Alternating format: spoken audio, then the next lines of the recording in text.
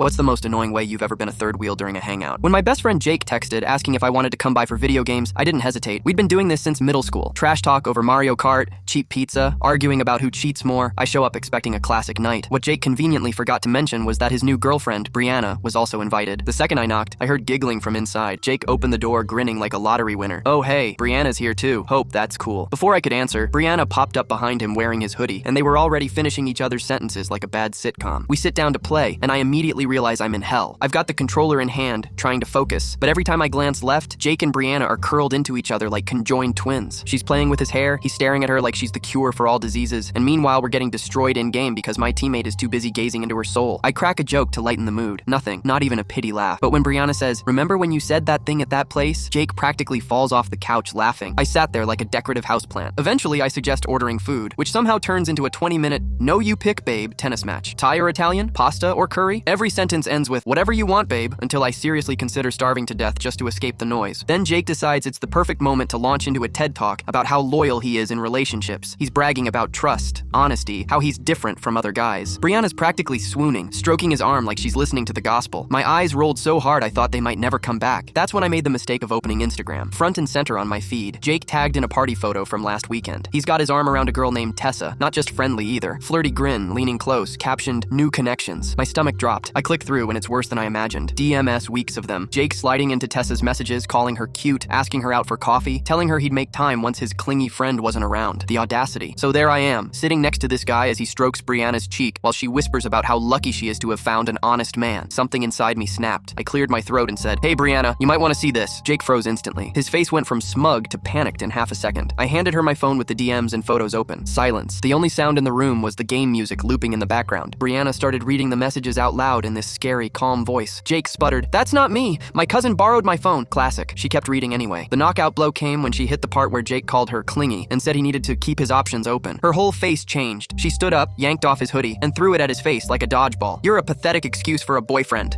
she snapped. Then she turned to me, pointed, and said, "You know what? You've been nothing but respectful while this clown's been lying to both of us." Jake tried begging. "Brianna, please, you drove me here. How am I supposed to get home?" She already had her keys in hand. She looked at me, totally unfazed, and said, "Wanna grab real food? Somewhere that doesn't smell like desperation?" We left him there, standing in his living room with the game still paused, probably Googling the price of an Uber while his ego collapsed around him. Brianna and I went out for burgers, spent 2 hours laughing about how delusional Jake had been, and she even thanked me for showing her the truth. Easily the best third wheel experience of my life.